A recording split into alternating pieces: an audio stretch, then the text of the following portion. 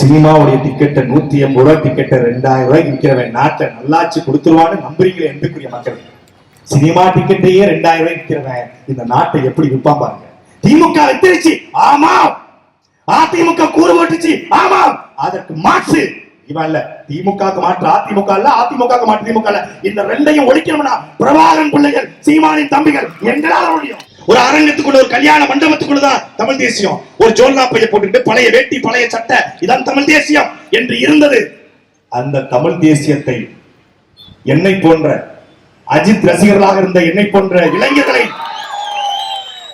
தலைவர் பிரபாகரனுடைய தம்பியாக தளபதியாக மாற்றி படித்த பிள்ளைகளை திருப்பி நம் இனத்திற்கு தலைவன் கருணாநிதி அல்ல, நம் இனத்தின் தலைவன் பிரபாகரன் என்று முழங்கி தடை செய்யப்பட்ட இயக்கத்தையே இயக்க தலைவனை தலைவனையாக கொண்டு தடை செய்யப்பட்ட இயக்கத்தின் கொடியை கொடியாக மாற்றி இந்திய தேர்தல் ஆணையத்தில் 36 லட்சம் வாக்களை பெற்று அங்கீகரிக்கப்பட்ட கட்சியாக மாற்றியிருக்கிறார் எங்கள் தலைவன், எங்கள் அண்ணன் செந்தவரன் சீமான்.